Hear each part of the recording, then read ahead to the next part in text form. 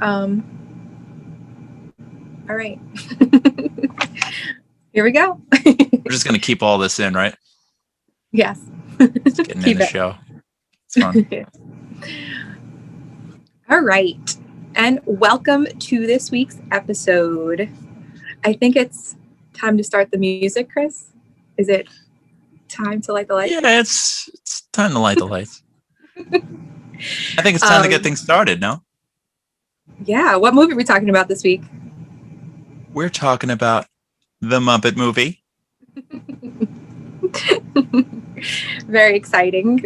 I think both of us were jonesing for some Muppets after Disney Plus released all the Muppet Show.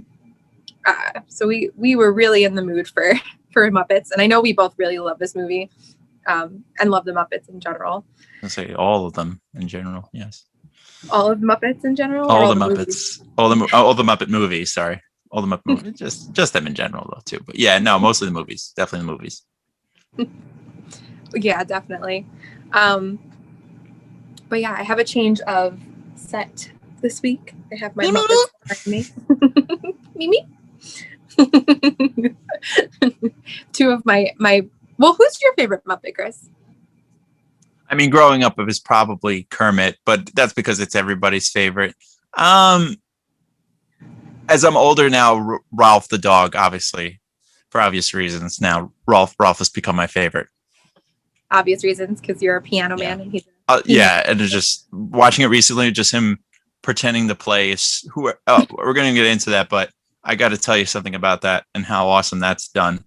But yeah, it just he's my favorite character. He just looks so lovable, and he wants to play music for everybody.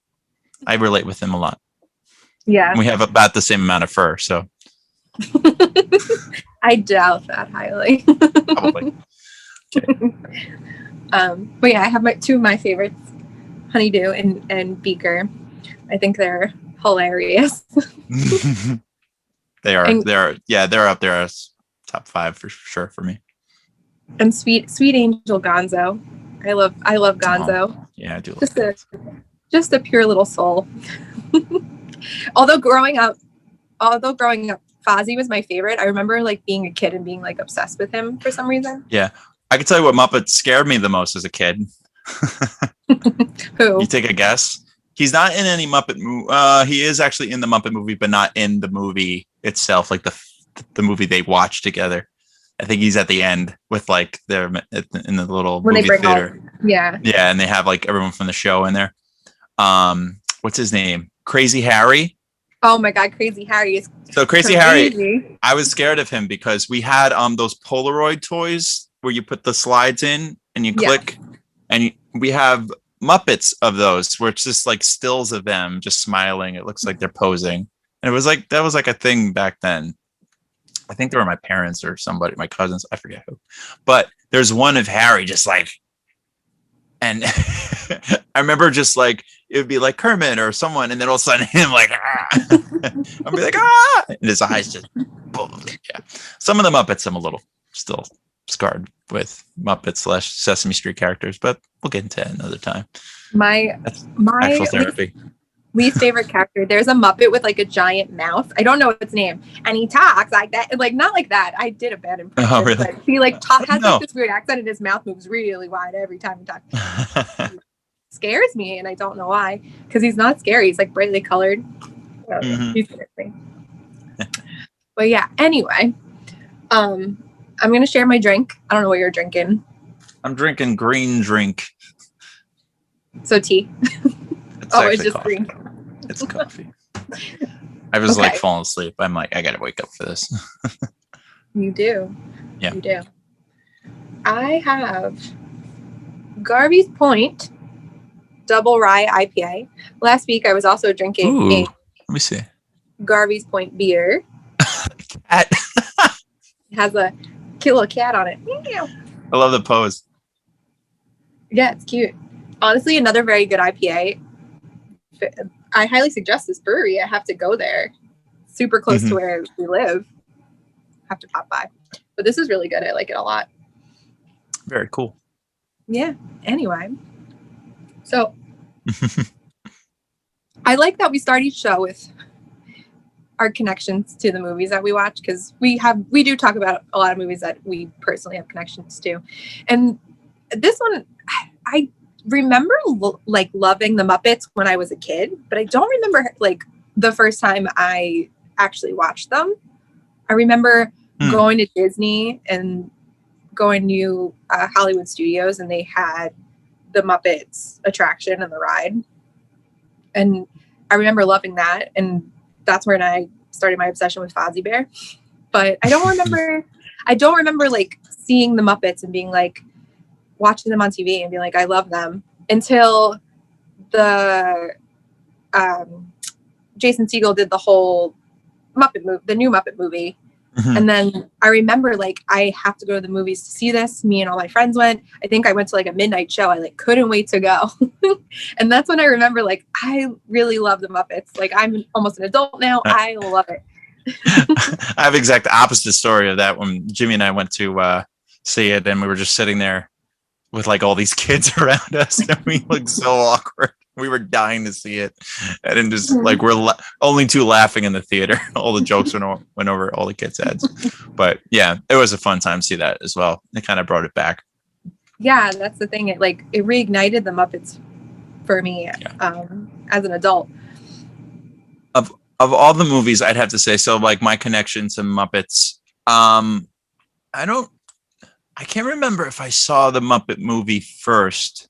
I think I did. I may have saw those like right before, because I was very, very excited to see and to get on VHS was Muppet Treasure Island, which is a lot of our favorites as well. Great movie. Yeah. And probably one of the funniest of all of them. Oh, it's so good. I might watch it again after this. But I remember the Rainbow Connection was a favorite of my cousins and stuff. We used to play it on the piano a lot. Just that intro, that and I think that was one of the first things I learned how to play with like two hands. And I was playing before I was like really actually playing piano. But yeah, I've always had a connection with them, but just how they looked, and they seem familiar to me because of probably Sesame Street. And I think I remember seeing Kermit on Sesame Street and couldn't tell the difference what Muppets and Sesame Street Muppets were. I was like, is Kermit a Sesame Street character, or is he was like a guest star on Sesame Street doing the news? You remember? So I could never figure out who was part of what. It was all the same to me, I think. Yeah. And that's a good point, because we were big Sesame Street kids when we were younger, and Barney, of course. We had. We were big Sesame Street kids. So like, I guess that is like my very first connection with a Muppet, because the Sesame Street characters are Muppets. Big Bird is in the Muppet movie. Did I see? Yeah, I told you this, I think, before. I said I saw Muppets in Space, my uncle. That was fun. And he's like, we got to go see the Muppets. My uncle's a very true, a very big fan of the Muppets when they first aired. So he encouraged me to watch the Muppets a lot. He was, kind of a big influence in that as well. But yeah, and I mean, I just like the movies. The characters are funny and cute and colorful. The music's great. So that's all I need. I think with this movie in particular, it's just for kids. It teaches kids how, like, the magic of a movie, and it teaches kids the magic of using your imagination. And for adults, it kind of reminds you that you can still use your imagination, and you can still be a kid, and you can still have dreams. I think that's like Kermit's Rainbow Connection, the first song. Like, if you listen to the words, it's about Kermit. Like, he doesn't want to stop dreaming. He doesn't want to stop believing in magic. And I think that's something, as an adult, if you're listening to the lyrics and the words, that's something you connect with, and you remember, like, I can still be a kid at heart. I'm going to cry during this episode. I'm warning everyone right now, because I love this movie and it makes me cry every time. Don't cry for me, Rebecca. No, I know it does get you a little choked up, because you think about how these are just, puppets and animals. You go, but they have like real humanistic emotions as well. And this movie is very they treat them as regular people and they have, I think it went over our heads as kids, especially me, but for me, the Muppet movie was just a fun road trip movie. That's how I looked at it as a kid. I was just like, oh, they go on a kind of adventure. They want to go to Hollywood. And I just remember them meeting every different Muppet in this place and that place. And like how they all just kind of come together. I thought was a clever, and entertaining thing for me. And, how I like how he meets Fozzie first. And like those two have their own bond together in the car and singing together. And then you get later on, everybody just kind of gets ads on. Like, I love how Gonzo's their third. He's like the Joe Pesci from what was that? Lethal Weapon. He's like in the backseat causing all the problems. So with Camilla, the chicken. Yeah. His wife. Whatever. There's some dirty joke with that, I'm sure, somewhere. But yeah. It's I love it. It's good. It really is great. And I'm probably going to read too much into the movie and its emotional connection and whatnot. But I guess the story. I was going to say, I watched that movie. I was like, I don't know what you're talking about. Just kidding. The story of this movie is so much. It's not about. It is about the Muppets, but it's really about their creator. It's about Jim Henson, and you can feel his love behind it, and that's what makes it really great too. Every single person that worked on this project worked really freaking hard, and they put their heart and soul into it, and it shows. And that's why it's it'll always be a classic, and no one will ever forget it. I think as a kid, we're so spoiled in the sense that we don't understand or appreciate all of the work that goes into something like that. We just accept the magic that, oh, these are just puppets, and they're doing things. That's it. Oh, they sing. That's cool. It's not like, oh my gosh, look at all of the stage preparation they have to do to make one scene possible. And that's why when we get up to favorites moments, I want to tell you about the first scene about the helicopter Rainbow Connection scene, because I saw how they made that. It was really interesting. So I wanted to share that with you if you didn't know what they had to do to make that happen. Let's talk about it. Yeah. I kind of vaguely know, because the whole, you have to be behind the puppet to puppeteer it. But in that scene, the swamp it's all water and Kermit's on the log, and you can see, Dom DeLuise rose up in his boat. Hollywood. Completely surrounded by water. So you're where's the pup? Is Kermit a real person? You believe he's a real person because you don't see the puppeteer at all. You don't even see a string. You don't see anything. So yes. Yeah. So how they made that magic happen was Jim Henson. It was a 4-day shoot, I believe, or something like that, which is very long in shoot days for this one scene. For one scene, yeah. Yeah. That's crazy. So, but what they had to do was they had to put Jim Henson underwater in this tank bubble. They had oxygen going into him, almost like scuba. I think he was in a scuba outfit or something like that. He had some kind of breathing tube. And then he has a little monitor in front of him. And he's puppeteering above his head in a little tank underwater while Kermit's playing the banjo. And he has, like I said, a little monitor for where the camera is on Kermit. So he could see exactly how he looks on screen. Mm-hmm. Pretty cool. But also very, very complicated shot, and like they said, very challenging. Yeah, I mean, it's crazy to have to jump from the Muppet Show, where everything is it's very clearly a puppet. You never see their feet, you never see their bottom half, to making this movie where you need to bring the Muppets into the real world and think of things like that to make it seem like they're not being puppeteered by someone underneath them. And they do a great job, because you look at that scene, it's so iconic. Whenever you see a swamp, you picture Kermit sitting there on the log, and because if you can't see what's going on, you're going to be lost, right? Have you tried Hare Krishna? There you go.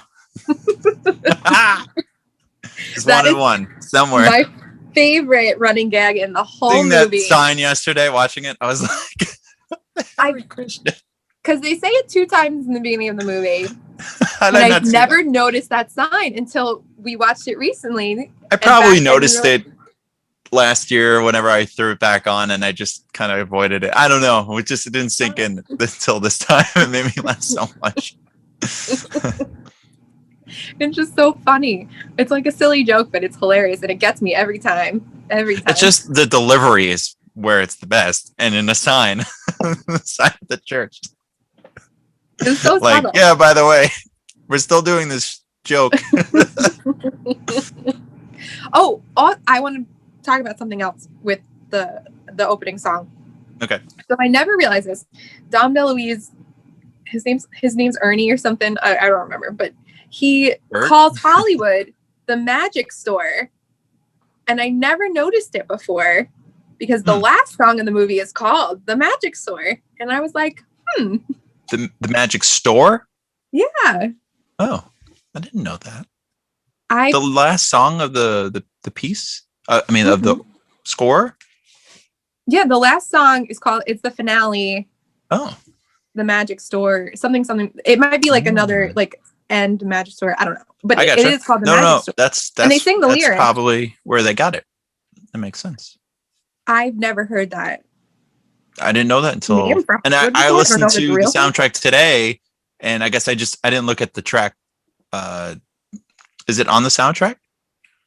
Yeah, it's the last song. Okay, I didn't have it. I had it playing in the background, just going through the track, so I didn't look at the. Yeah. It was in between things or whatever. And what did I want to bring up? Well, I mean, not to bring up the whole synopsis, but like, them going to the bar. There's a cool thing, like how they made Kermit ride a bicycle. That effect is kind of cool. I don't know if you knew how they did that. It's like a crane, and they're like pulling him or something. Yeah, it's a big crane, way, way high, and it's kind of like holding it, and he's down here, and then it kind of just follows him along, and his feet are kind of glued to the pedals, so it kind of just goes like that as it's being, stabilized by the crane, so it could just kind of follow and balance it up. Pretty smart idea. I mean, it's genius, and it works so well. Yeah. And they're kind of playing with the idea. You see a lot of it on the show where they do like the puppeteering, which is so clever with they're wearing black or they have some kind of blue screen and they kind of black themselves out. And then you're just kind of the illusion of the puppets moving on their own. Yeah. Was used in that shot as well. I think when they're dancing on the bar table or the stage, I mean. The El Sleazo. Yeah, the El Sleazo. Yeah, I believe they used blue screen for that. I mean, that scene. Drinks on the house. I don't see it. Where is it? It works every time. Works every time. I remember the first time I heard that joke, I was like, what? It's like a dad joke when you're like. Well, I didn't. We were too young to know what on the house meant. Yeah, I guess that's true. On the house meant on the house. So I'm like okay, they did what he said. Why are they all confused? So to me, that scene is genius because that's where what's the guy's name? Hopper, right? Is that the Hopper? Hopper. He sees Kermit's feet and he like has the binoculars. Oh yeah, he's great. He's in another movie that I loved called Spy Hard. He's in a bunch of things. Like he has a little part in Spy Hard. That's a Leslie Nielsen, like one of the last Leslie Nielsen movies he did in the late 90s. I don't know if you ever saw that one. Did you ever see that? I probably did. I'm gonna make you watch it. It's a stupid one, but it's got some great like fall down humor. Like it's just so dumb. But yeah, he's in that and he's really funny in that too. So yeah, he's good. Convincing Dylan. So to me, that scene, they could have easily just like been on, like they could have introduced the fact that Hopper wanted his legs like earlier in the movie, or like just saw him on the side of the road or something. But they made a point to have Kermit dancing on the stage and his legs are like flailing around, and then Hopper sees him and he like like looks at the binoculars at his legs as they're dancing, and I'm like, oh, that's such a great way to be like, I want this frog. I need this frog, give me those legs. And he's like flailing and dancing around. It's so good. And then his always makes me giggle. His crazy sidekick Max. So I don't know that guy from anything except I do. Short Circuit, the first one. Yes, he was. Oh my god. Yeah. Yeah, he is a little bit more gray in that movie, and I always put that together. I think early on that actor. I don't know. I'm sure he's been in a bunch of other things. Oh, he's in no. My Cousin Vinny's his best thing. He's in My Cousin Vinny? He's the defense. They go with what do they have his title? The original lawyer, right? The one. Yes, he goes like your prescription eyeglasses. And he goes like, they're my reading glasses. He's like, I do all right. Yeah, he's great, Mr. Tipton. So, but he's really funny, that actor. I forget his name. But yeah, anyways, but yeah. So that was like I said, like, and then you get into like the moving right along scene, and as we're doing right now, he has like one of my favorite songs ever. I think so. This is what I was saying. When I was a kid, I had the soundtrack, and I think I would just want it for those two songs, moving right along, and then can you picture that? I would just go back and forth. And like I learned today that how they would make the Muppets drive. So they were on the floor, like Jim Henson, Frank Oz would be puppeteering Fozzie and Kermit, and then it was really crazy how they designed. What they would do is they had a guy in the back trunk. They designed a car with a steering wheel in the trunk, so that guy's driving in the trunk. So oh my God. He has all the control, right? So that the puppets are just moving, and that he can see everything. I think he had like a camera or another like monitor or something like that, so he could kind of.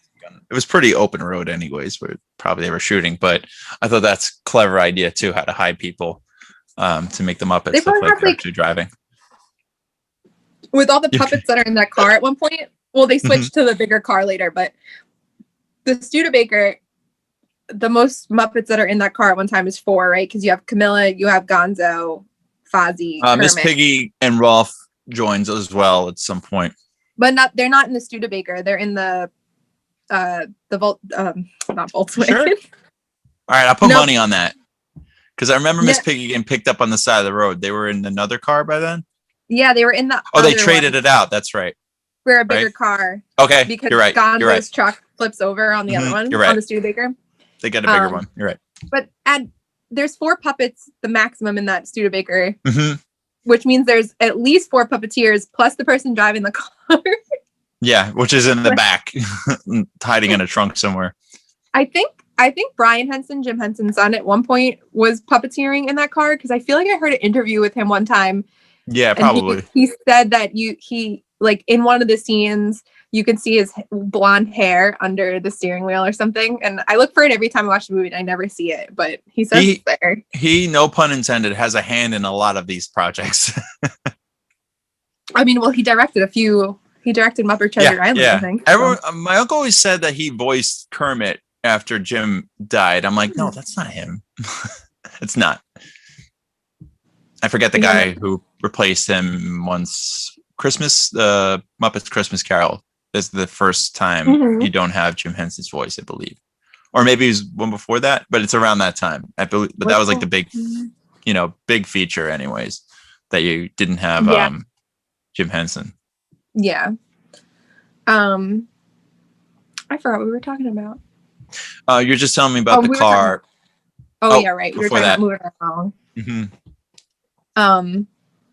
It's just such a good song to sing along to. Like when you hear Kermit go dugga-dung, dugga-dung, you like can't help but like sing along to it. It's like catchy, you want to be in the car and you want to go dugga-dung, dugga-dung. Yeah, it's just like I said, it's just those songs are just fun. They are fun. They sound fun. And they did a good job, I think, with making it okay to sing along to these movies. Like they are sing-songy and they are very like chorusy and melodic, so you can join in. Yeah. And even if you were to go sing the harmonies, like it's so easy to harmonize with these songs too as an adult, and you're like singing along with it. And like the Muppets, a lot of them don't have perfect singing voices, right? Like Fozzie Bear, not so much. Yeah, but you got it. It's not about the singing voice. And you think like I wouldn't read too much into that. That's just like the actors are doing the voice. as best, performance wise as they can. And to sing in those voices, you got to give them something, that's incredibly difficult, I would think. Well, I think that it's to, I think Jim Henson, like it's a credit to Jim Henson because he valued like the characters, these characters more than he valued making a perfect movie. Like he wanted these characters to be as authentic as possible. So instead of telling these voice actors and puppeteers to be like, you need your voice to be absolutely on pitch, he's like, no, if Fozzie Bear is credit to Frank Oz being Miss Piggy and singing in that voice. That's incredible. Think about, I was thinking it today. I'm like, to have that high pitched voice and how he normally sounds, like to be, I wonder if he actually damaged himself for doing that voice, or maybe did not. I don't know. But it's just like doing that high girlish voice for a whole entire movie. Obviously with other characters he does as well, but like just doing that and singing in that Miss Piggy voice, I'm like, how does he do that? Yeah. I mean, yeah, credit to Frank Oz, because I mean, Miss Piggy's not the only character he plays on the show, and it's not the only character he's ever played in history, but before, like, it's so what's he doing? I don't know. And his voice got, well, on the Muppet Show, I think there was 2 different puppeteers playing Miss Piggy interchangeably. Like it was Frank Oz and then one of the other puppeteers. So you get differences in her voice when you're watching the show. So sometimes it's a little bit lower pitched and sometimes higher pitched. But I think by the time the Muppet Movie came about, it was like solely Frank Oz, and he really like settled into the Miss Piggy voice. Yeah, and I was blown away that is not Frank Oz in the Muppets movie. It is a different actor. It's incredible. In the one that it's close. There's some parts that you can tell. The Jason Segel one, yeah, that's not Frank Oz, and he didn't do the voice of Fozzie even few years before that. So he was changed out a while ago. They got somebody pretty close too. Yeah, I mean some of the Muppets now, they don't sound as none of them are the same. Kermit lost all his Kermit's soul. on number 3. There's somebody else entirely now. I've heard not great things about. I think I've heard a couple times like, let me tell you. Maybe if I got used to it. I didn't try it. I was like, Muppets done. Good. Good. Muppets. If there's one thing you're going to listen to us about, don't watch Muppets now. Yeah. I was like, don't do it. I mean, I like what they try to do with just the Muppets TV show, where it was like The Office. I think you said you didn't love it. I thought it was okay. No, I like it. My brother liked it. Yeah, I thought so. We love charming. Yeah. There's some great stuff in it. I just think it couldn't get enough people watching, and it was too much too soon to get anybody watching that on a regular basis. Yeah. People didn't watch TV anymore at that point. No. And I think it's because it was aimed at adults, but what Disney has no clue what to do with the Muppets. They're never going to know what to do with the Muppets, unfortunately. It's very sad. But I know what to do with them. The adults that watch the Muppets are now, they were kids and now they're adults. So the adults in them will want to watch an Office type show. No, I want to watch the Muppets. And the argument now is that since they brought back the Muppets on, Disney Plus with the Muppets show, I was just like, oh, I can't wait for that. You too. And I told a bunch of my family members who watched it, I'm like, this is going to be really fun for us that we were kids who never really got to see that show unless some channel had it on syndication or somebody owned it on a DVD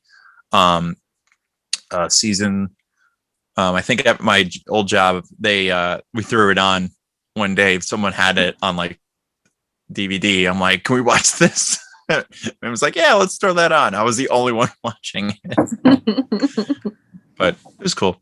Yeah, so I'm really enjoying, like I said, to go back to watch it when it first started, because it makes the Muppet Movie actually more interesting now to see all those characters that I wasn't as familiar with, just sitting in the seats watching the film, because not all of them are in the movie, just like the generic, top we call it like the top tier Muppets. I don't know what do you call them, the original 7. The top. I would call them the top tier Muppets. Yeah. Definitely top tier. No, for sure. But yeah, where are we? What are we talking? What scene did we just talk about? Oh, I'm sorry. I know. Still... I've been very we were talking about I was talking about the soundtrack and how fun it was, I think, and the voice. You were saying, oh, that's what it was, about the voice acting, how it wasn't great for the singing so much. Yeah. But it's great for the characters. Yeah, it's great for the characters, but I think it goes back to like being a kid watching the movie. Like, right. You watch a Disney princess movie and like they all have perfect voices and they all can belt and sing and whatever. Yeah. Fine. But in this movie, it's like, it doesn't matter. You don't have a great voice, sing. Do what you want to do. If you want to sing and not be great, that's fine with us. Like I said, my argument would be that it's about the character, not about the voice at all. It's all about the character coming through, singing those parts, and how that's why it works so great. And like, don't get me wrong, the singing is amazing. They're on pitch. When I'm listening to the music, it is there. Like, and I also think about that. I wanted to bring up this song because I think it was like kind of filler for me as a kid, but I think I appreciate it more now just because I love Rolf and Rolf's song with Kermit. And to think that he's singing that song with himself, like he's doing both those parts, like the challenges you have to do. Yeah. And it's a duet with himself, which is like fun now if you have an a cappella or something like that, but you're doing 2 different characters singing 2 different parts in one song that he probably wrote. And it was funny, the song the song progression is the same as Good Night, Sweetheart. I don't know if you knew that. I was listening today. There's an orchestral version of it. I was listening today on trumpet and there's piano in the background. And I'm just like, why is that so familiar? And I heard it in the melody. It was just like, how's the part go? But dun dun dun dun dun dun dun dun. And it goes like, I hope that something better comes along. Yeah, that part, especially you hear it. Yeah, it's and it kind of reminds me of when he says like he made a monkey out of old King Kong. I was thinking of what's that Jim Croce song that everyone knows, Bad Bad Leroy Brown. Oh yeah. He goes like Bad Bad Leroy Brown. Better than old King Kong. I don't know why. A little bit. It's a little bit of a stretch, but definitely the other one is pretty much on point. You could sing that song over it and it would fit. So. Yeah, it does. I mean, Paul Williams wrote the music with another composer, but he himself and he's in the movie, right? He's at the El Sleazo. He's the piano player. It says, "Don't shoot the piano player." I think. Yes. Okay. Trivia question, because you've been watching this show recently. Who does he voice in that show you've been watching a lot of? We might I can't really do an episode and there's not a lot of music. There's really just one song in it, but it's the intro to this TV show that we both love as children. It's animated and you've been watching it on one of those. We're talking about the animated series? Yes. He plays a villain in that show. Let's see if you know this. And I had to look it up because I thought, now this connects to the Muppets. I thought that the actor who was doing the voice of this villain, I almost said it, was a different character on the Muppets. I'm like, that voice sounds so familiar. And I'm like, I think it's this guy. I thought it was the guy in Muppet Treasure Island. That's he goes like, I ordered shrimp scampi. That guy.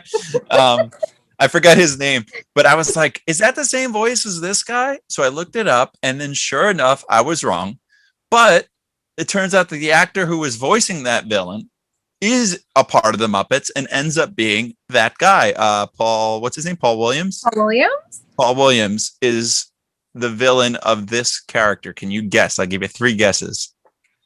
Because I'm trying to hear his voice in my head and then hear the villain. Yeah. Is it like a side? He kind of looks like him. Kind of. I think that's probably why they casted him. And he has a very... plays it very straight sometimes. I don't know. He didn't put too much effort, I think, over the top.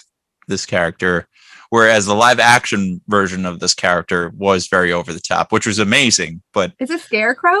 No, not Scarecrow. It's not Crane. Oh my god! It was an older villain that they haven't got to yet, but they will get to in the new Batman movie. An older villain? They haven't done him in a while. Yeah. I guess I don't know. You give up? Just tell me. I have no idea. The Penguin. Wait, what? He voices the Penguin in the animated show. I mean, fitting because I think so. I looked him up. He looks kind of like Elton John, like if he was shrunk down. Yeah, like I think. Yeah, he looks like a mini Elton John, and he plays so piano, funny. So it makes sense. Great voice too. I looked him up, and I was just like, wait a minute, just the coincidence, the fact that I thought he was a different Muppet voice. And then I go to find out he's actually a part of the Muppets because he was a cameo on the show. He was a songwriter of the movies. And he's actually all these other things associated with the Muppets, but he is not a Muppet voice. So I was just like, yeah, you never voiced a Muppet.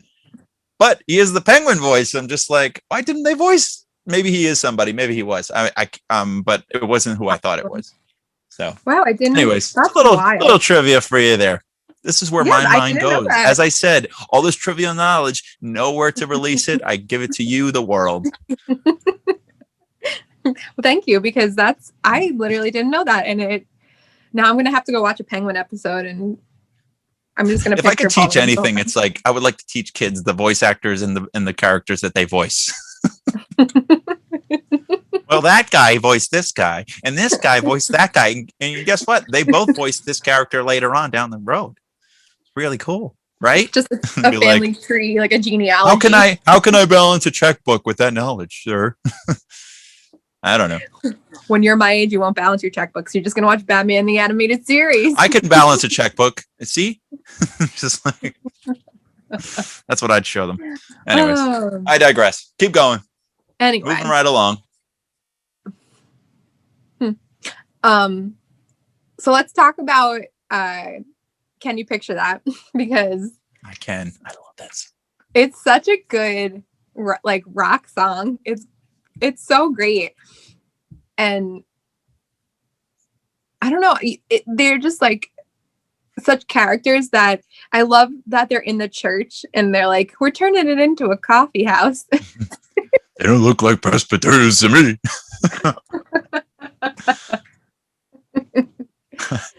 They're just like so believable and then like they introduce I love that they introduce each character in the band as if no one knows who they are, and we're all like, we know these characters, but they're like, and then this one's Zoot, and Zoot does something weird. Zoot is awesome. Throwing fish. They're just like it's just so believable, and you're like, wow. Skeeter is their manager. Oh yeah, Skeeter's their band manager. Yeah. Wait, Skeeter or Scooter? I always mess. Scooter's from Doug, right? Scooter or Skeeter? Skeeter's from Doug. Sorry. I'm sorry. Scooter. It's Scooter. I mix up their names all the time. They're basically like the same. So no, they're not. I know, but to me, they're very lovable and they're cool. But like, yeah. So, I mean, I love that song. It just rocks, as you said. It's just a fun song. But I just love, and just like that whole montage of them like painting and like, I'm like, this is so fun. Like who wouldn't want to do this? And they're all Muppets. Only a stoner would have the idea, if we paint your car, no one will notice you. Only a Muppet with a brain. A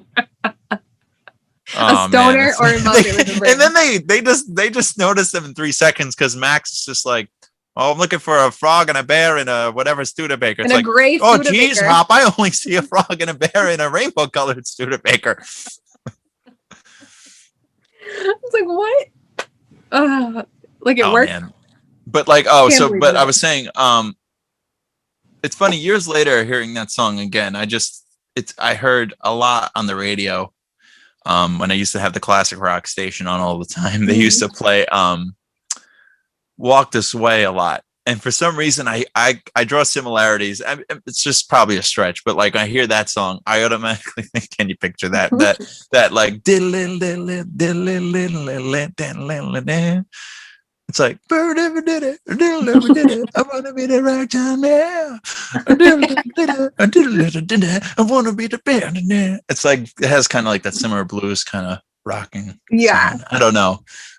Is that a bit of a stretch? Do you kind of see that similarity where I got there? No, I see the similarity totally. I got there. I was going to compare it to like a Beatles song, like Lucy in the Sky with Diamonds, sped up a little bit, kind of, because it has that like trippiness to it. But Lucy in the Sky with Diamonds doesn't have that like bluesy sound to it. It's like, it's like if a blues sound and Lucy in the Sky with Diamonds had a baby, it would be. Yeah.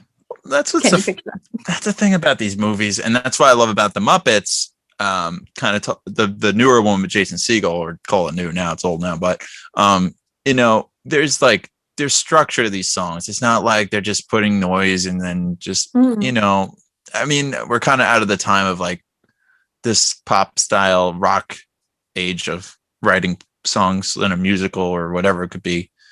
And not saying it's gone, it's just like you don't hear as much. And I think that this movie was during a time where all of that was the thing, that was the cool sounding style of music. Mm-hmm. And I kind of just like miss it. And it's like, it's funny how like, this is what kids were listening to. Thinking like, I don't know what kids are listening to now and that they even know music. So it's like, I would want to show this movie to kids now just to see how they react to those songs. And if they care, they're just like, probably not. I feel like this is boring. I don't know. Yeah, I don't think kids would have. Okay, it worked for us, and that's what matters. Yeah, and because my music taste is stuck in the 60s and 70s anyway. So same. 90s and everything else, but but like for most of that, yeah. But yeah, it's just great. It's just how they run into them just jamming in a church. How cool is that? Yeah. Oh, and then so you get the breaking of the fourth wall in this scene where Fozzie goes to explain to Dr. Teeth like the story of everything that's happened so far in the movie, and Kermit's like, "Try my best. Ready? Just give them the manuscript." The Muppet Movie, huh? My impression of Dr. Teeth. You first see the swamp and a helicopter shot. I can't really remember what he says. Something like that. He's they just skip around and he like says the scene, the beginnings of the scenes for a couple of them, and then I think that's funny that they break the fourth wall in this movie. Like, not only do the Muppets come into the world for the first time, they also break the fourth wall.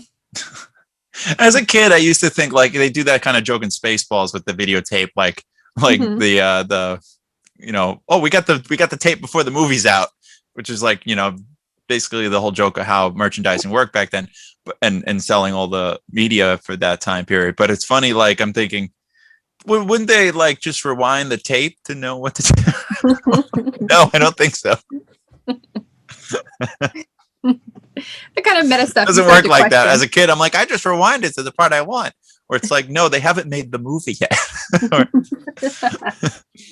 haven't picked that. I'm thinking the whole thing is already there.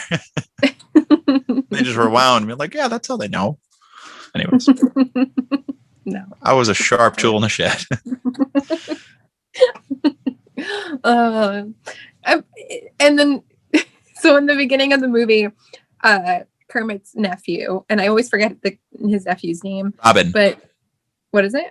Robin. Thank you. He says, "Is this really how you guys met?" And I just think it's funny because then you get the script read, and it's like, how much of this story is fabricated? It's all true, kid. All of it, every second. Yeah. Oh, and then, well, that's what's so cool about this movie. The fact that it's a movie that they're watching a movie that is the movie. Mm-hmm. And that's the movie that you're watching. It's like the movie within the movie. I love that when they do that. Mm-hmm. Do you know one other movie they do that in? I'm seeing if you know this movie. I mean, they probably do in more than one, but like what comes to mind when I think of that? Yeah. The Flintstones movie, they do that where they go to the drive-in and then you watch the movie that we all watch. And then at the end of that movie, I don't know if you saw that movie, John Goodman. I did, but I don't remember it. You don't remember it? See, I grew up where we watch it kind of religiously, and then I don't know, whenever it's done, I try to throw it on for a good laugh. It's probably one of the worst movies ever made, but it's one of those old '90s Spielberg fun fun rides. That's how I look at it. And I grew up watching. And it's like a universal thing to us too. It's like I felt like I was at Universal watching that movie. We had the McDonald's toys, things like that. Mm-hmm. But like in the beginning of the movie, they drive up to a drive-through and then they watch the movie, and then they zoom in on the screen, and then you watch the movie, and then it ends, and then he pulls back, and then they drive home, and end it like the TV show. So that reminds me kind of like this movie where it's like they watch the movie together to watch the movie that you're actually going to watch. So it's kind of funny. And then you get that amazing scene with the best character ever. The flame is okay. Oh. Swedish Chef. He's such a dumb character, and I laugh every time he's the best. He is the best. Sorry, if I had a second favorite, it's the Swedish Chef. I laugh anytime he speaks, and it doesn't matter what it is. Just going like he's making noises. I just think it's so funny. I'm like,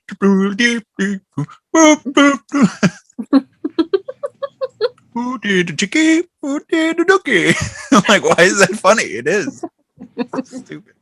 Yeah, that's like exactly what is. Why is that funny? But it is funny. Like, why are you funny to me? Because he looks so silly. He has no face, just a mustache, just eyebrows. Yeah, just like. So silly. Love it. Man. So, I mean, there's like the whole like showdown scene. It's really, it's fun. Nothing too special, but I know the very end you want to get to talk about. I don't know. Did we skip over anything really important? Really? I mean, there's cameos that we wanted to talk about. I know, but we did. But like, we could sit here all day naming all the cameos in this movie. No. But I definitely had a favorite that I wanted to mention to you. It's one of my favorite parts. That I was saying like my favorite cameo is in this. It's kind of. Who is it? It's not Steve Martin. I do love Steve Martin in this. I do love Steve Martin cameo. It's great, yes. And it's Gonzo and Camilla going up to Richard Pryor. And he goes like, even today or yesterday I was watching, and he goes like, what should I have? What was it? The colors, I forget. The red or purple, what was it? The balloon colors? I don't remember. And he goes like, how about this? Why not take both? And Gonzo's like, oh. Why is that so funny to me? Because Gonzo's like, what? I could have both? It's like, for a chicken that pretty, of course. Well, that's so good. That's an important plot point because so Gonzo sings I'd like to get back there someday. And we didn't talk about that. Paul Williams wrote the song, and I guess they didn't know that Gonzo would take the balloons when they were writing earlier. Mm-hmm. So they write the song, and Gonzo sings it. I'd like to get back there someday, and it's about his experience with the balloons flying up in the sky with those balloons. So they were like, oh, I got it. When he goes to the fair, he'll buy balloons, he'll fly up in the sky, and he's longing to be back there and have that feeling again. Now I'm going to throw a bone at you. Oh. I had a whole different perspective of the song listening to it today. Mm-hmm. And I'm like, no, they didn't know this. I think that was a stretch when they actually did this. I'm thinking Gonzo ended up being an alien. And I'm thinking, and he says something about heaven and space. And he's like, I would like to get back there someday. And I was like, is he talking about being an alien? And I was like, wait a minute. It's a bit of a... No one knows what Gonzo I was like, is. I don't think back then they knew that he was going to be an alien. I think they called him whatever. That was just a fun joke because he was just a made up character and had a funny looking face. Oh, well, you know how they found like Gonzo was like a random, random Muppet. And I think, I forget who voices Gonzo, but Jim Henson grabs the puppet and he's like, this is Gonzo. Like, it's just a random puppet. And he was like, this is Gonzo. Make this Gonzo. And it's just like, they didn't be like, oh, this is what Gonzo looks like. He just grabbed a puppet and was like, this is Gonzo now. You need another Muppet. Go ahead. Have fun. Like, this is Gonzo. And you could tell, and we were talking about this, or at least I brought it up, how different he was in the beginning. And not different, like, I'm sure the character was there. He's very different in the sense of like, he didn't find the character yet. he had a different type of voice, like with almost like a speech impediment. And he's like, oh yeah, what is that over there? It was kind of weird. And I was like, wow, his voice was very different in the beginning in the sense that like he just talks normally now and he has still the Gonzo voice, but yeah, I do love Gonzo. But like, I was just like thinking of that song and I'm thinking like, didn't you know it was going to be an alien? That kind of like almost fits with that. And I'm like, get back someday. My family's up there somewhere. I was like, if I didn't know the actual history of the song and it being written, I would have been I think you're 100% right that it has to do with the balloons, and that makes more sense. Or the whole getting to where he's supposed to be having, that freedom or whatever it was. Yeah, I just think a lot of layers to these Muppets. I mean, that's what. There are a lot of layers to these Muppets, but I think that's it. It gives them life and like makes them real, and that's what makes them so believable. Like when I see Kermit, I don't see Jim Henson behind the puppet. I see Kermit. Like he is Kermit the Frog. Kermit the Frog. That's it. Yeah. Like, and I think that's what Jim Henson wanted from his characters. He wanted you to believe that they were living, breathing things. And it's true. Like, yeah, I'm sure that goes all the way back to ventriloquism and things like that of puppeteering. If you actually study history of that, the art of make believe with another, not a real object. What do you call that? I forget the term, but like just to give it life like that.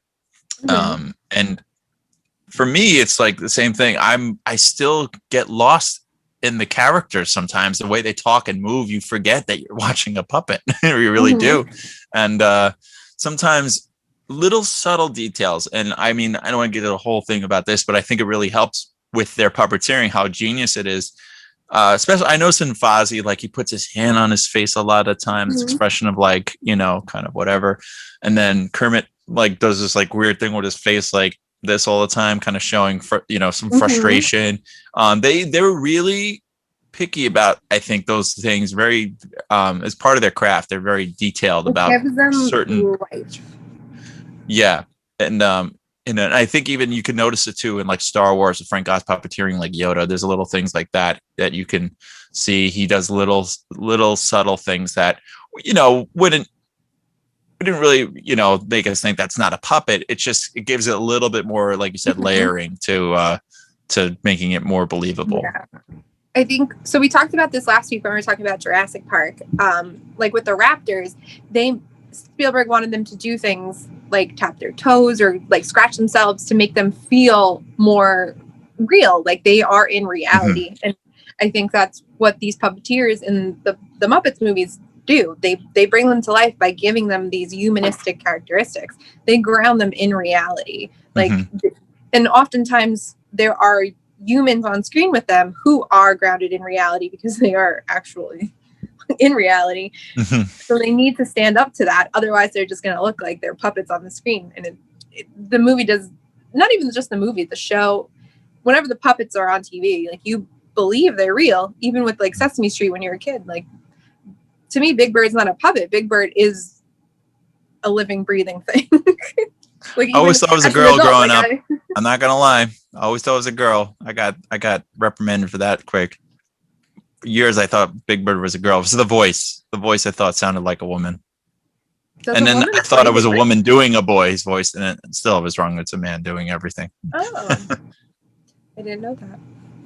Yeah. What did you thought Big Bird was? Also a woman? Yeah, I thought it was played by a woman. No. I didn't know that Jim Henson and I don't know who played Bert and Ernie was Jim Henson and someone else. Yep. And I didn't know and that. Frank Oz. Yeah, it's Frank Oz. Oh, it was Jim Henson and Frank Oz. Yeah. I didn't know that. Yeah. That's I think there's some picture of the two of them with both Bert and Ernie and Fozzie and Kermit somewhere. And I love, did you see that episode yet on the Muppet Show where they have Bert and Ernie as a cameo? Mm-mm. Oh man, that was funny. Bert's like, he's like, don't you find it weird that we're on here as well? It's so funny. That is really funny. Yeah.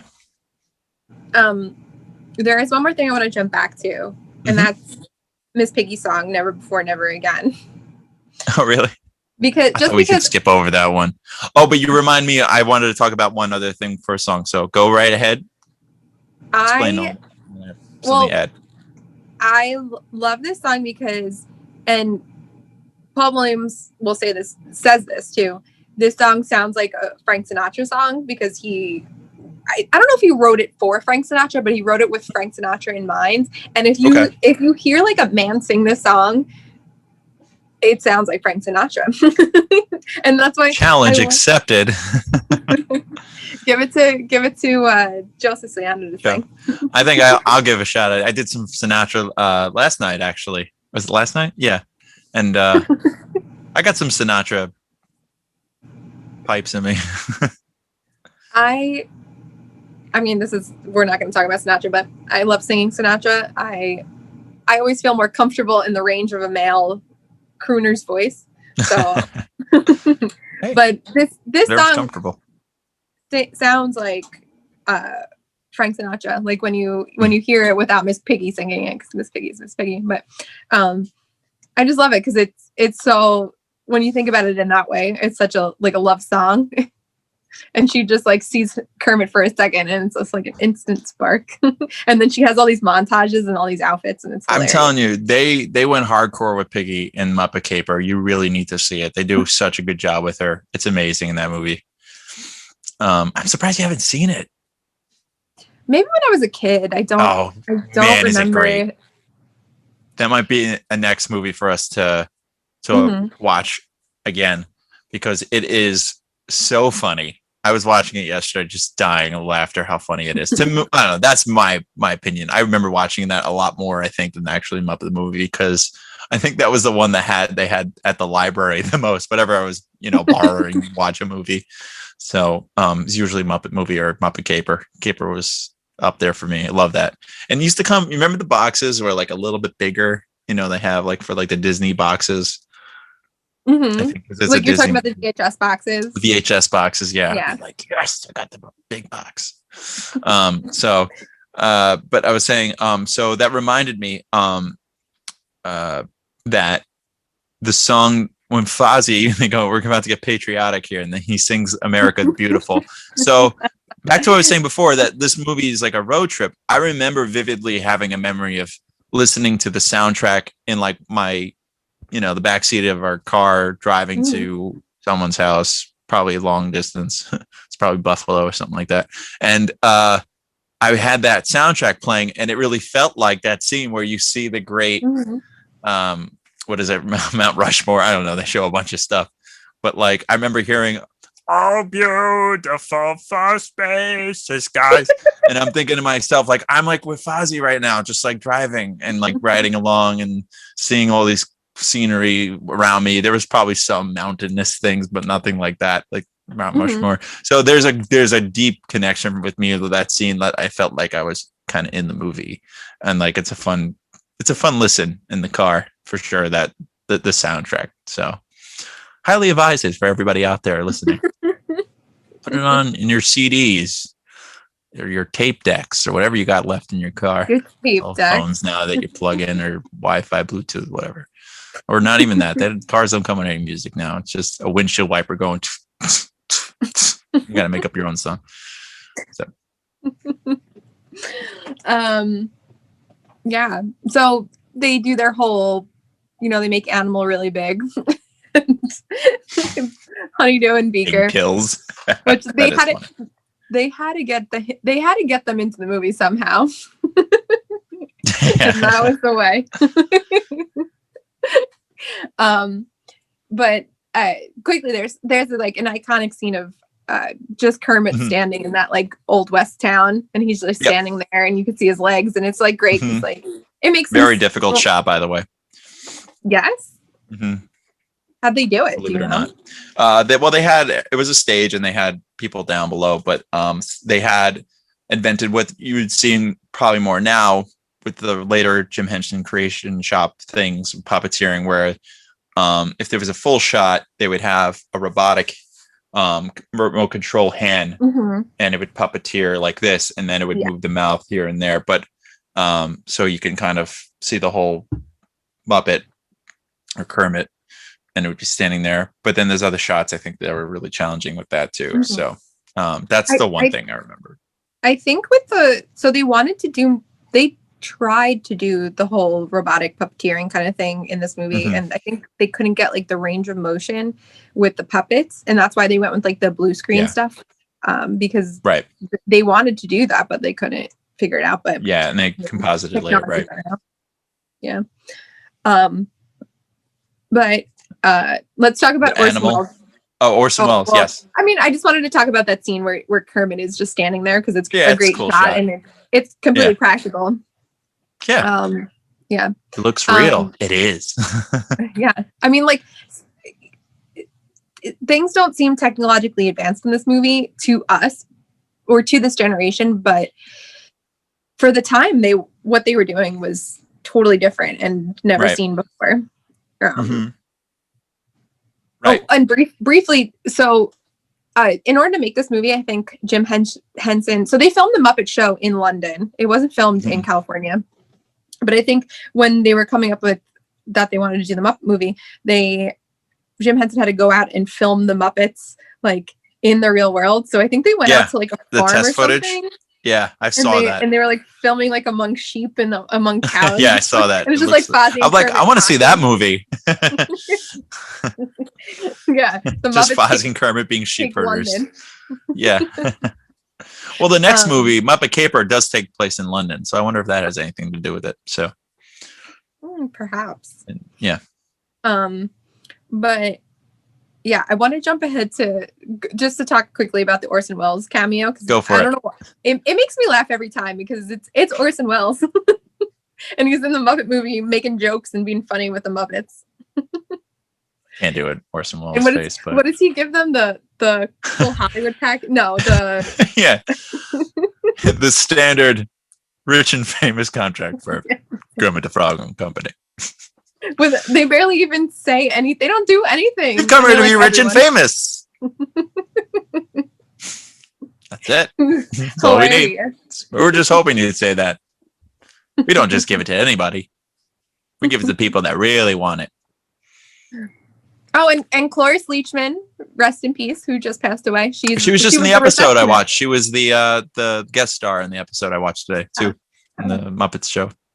So, also, and a thing about Jim Henson. So, with the Muppet Show, like getting it started and going was a little difficult to like get its gears going and get celebrities on the show. But once the celebrities were on the show, they really tried to like make their time there happy and fun, and the celebrities really enjoyed being on the show. So a lot of these relationships that Jim Henson people that he connected with throughout the years really was a genuine friendship because he was so nice to work with, and being on the Muppet Show was so great. So a lot of the cameos of people in the movie were people that really wanted to work with the Muppets and work with Jim Henson and everyone. So I think most of them were on the show already, for sure. Yeah. And I think it just comes down to just building that relationship with these people and just making it such a nice environment to work in. Right. And it's actually, for me, who didn't really know a lot of those actors because we were way too young to have known what they were from or anything. Like, I think the only one that looked familiar to me was Doc Hopper and Max, because I saw them in other movies at the time. Mm-hmm. And like maybe what's the other actor? Mel Brooks. No, Steve Martin. Steve Martin for sure. Steve Martin. That was the big one for me. Not even Mel Brooks. As much as I know Mel Brooks now, I think I saw the Muppet movie way more times before I saw like Spaceballs. I was young at the time. So, but yeah. And then I think after I saw Spaceballs for like a few times and I went back to watch that, I was like, oh, it's President Scroob or something. Yogurt. And he's a frog. I get it now. No, it was like, I'm trying to think. Like I said, I just now I was saying, watching the show now, it's funny. I saw more of those people show up in like every shot. I was like, oh, there's that person from that show. There's that person from that show. And now I'm just like, now I get it. It's all these, returning guests that were part of the film now, which is kind of more special, I think. And it's not just like hamming people in there. We're like, hey, that actor, throw him in. There's people who were really involved, like you said. So yeah, it just makes it a better movie to watch because these people had such a relationship with everyone working on the movie, and yeah, I don't know. It's not just like random people that were there for the paycheck, because I guarantee they didn't get, even being on the Muppet Show, I guarantee they didn't get paid well.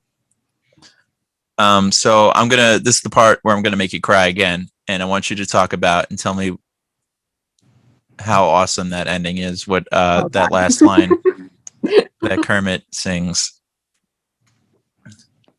So the last song, they start up doing Rainbow Connection with different lyrics. But then the set falls. It kind of like rehashes everything they just went through, and then the set falls, and I don't know what happens to the ceiling. But something happens to the ceiling. Yeah, it just like the things start going haywire, and then something like breaks through. And a rainbow comes, and instead of being sad about it, Kermit sings the lyrics, "Life's like a movie, write your own ending." And then everyone joins in, and just keep believing, keep pretending.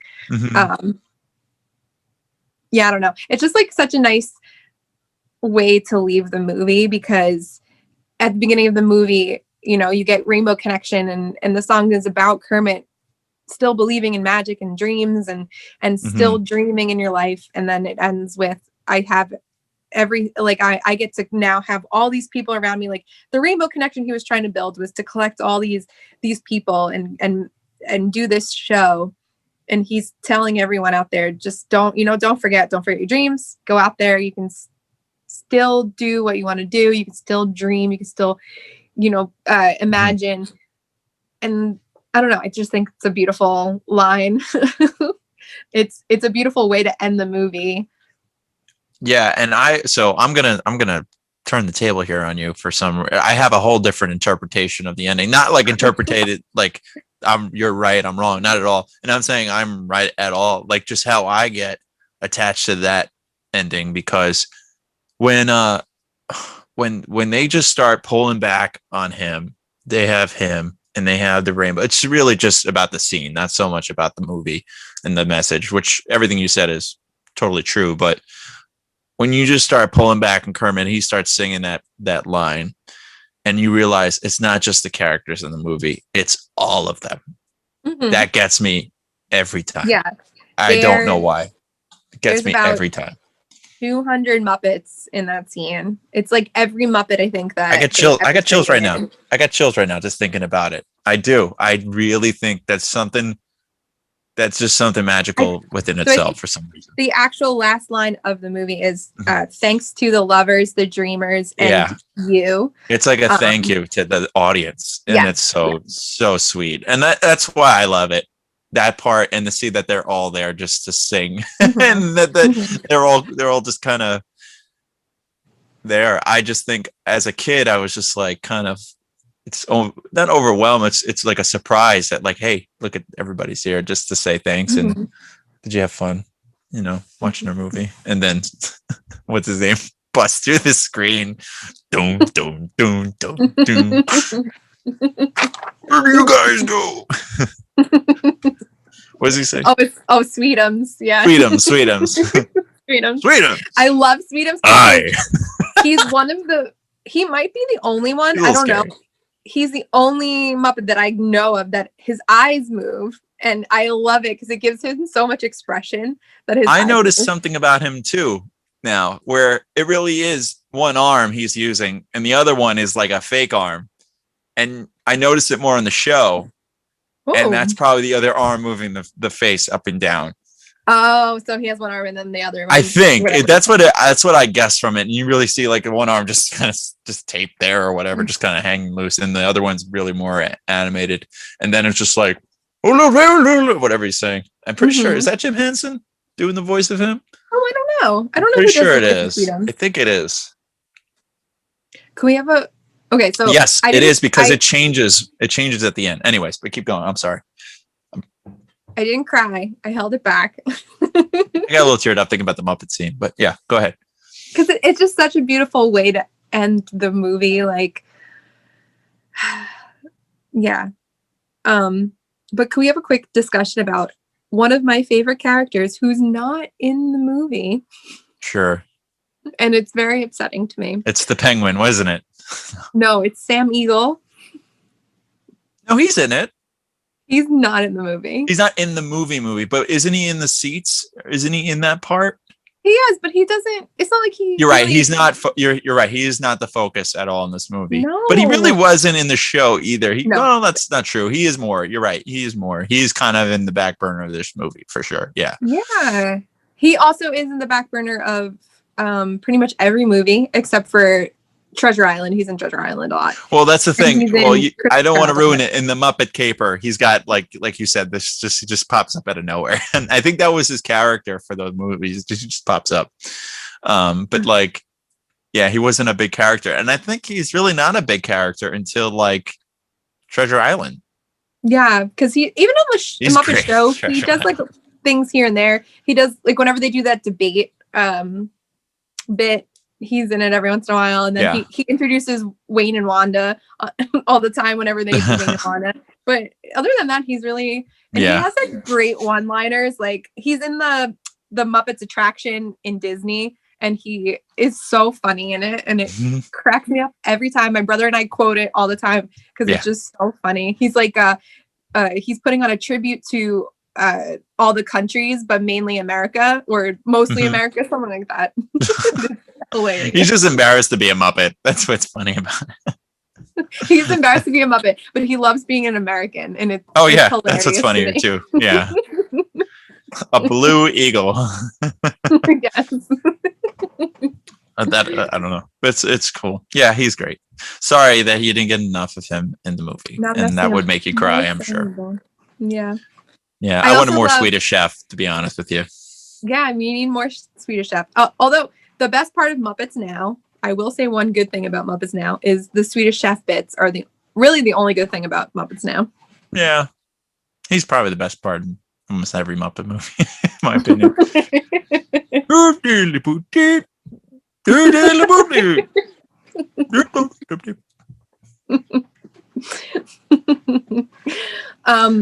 So yeah, I think all I have to say on it. I think I said my one more thing to say about the beginning of the movie. So the opening scene.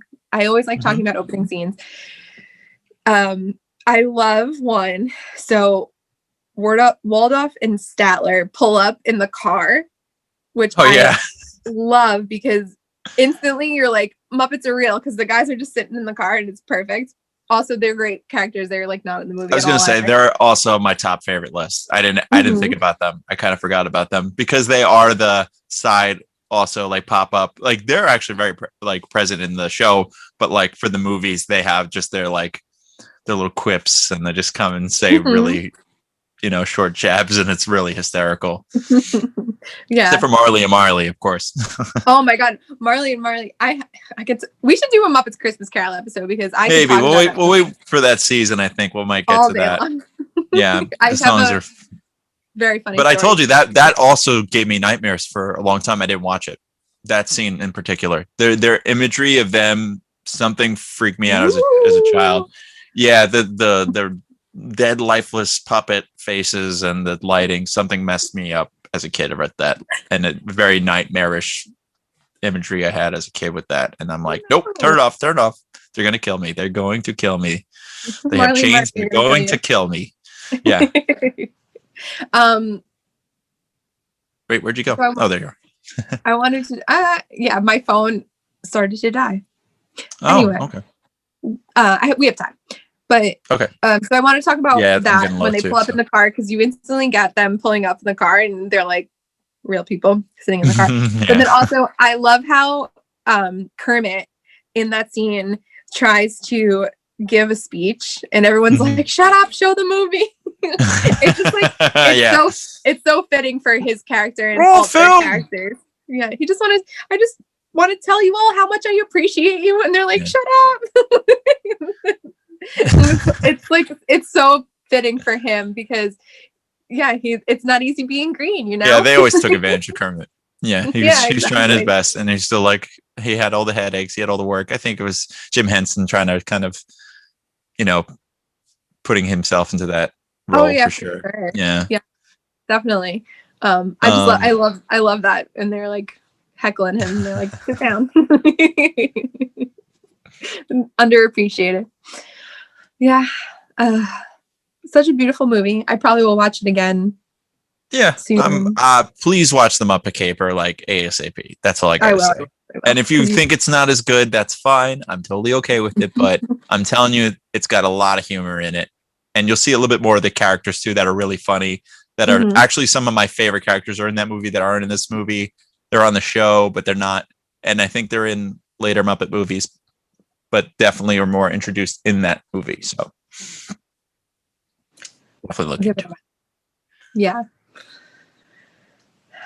Yeah. That's it.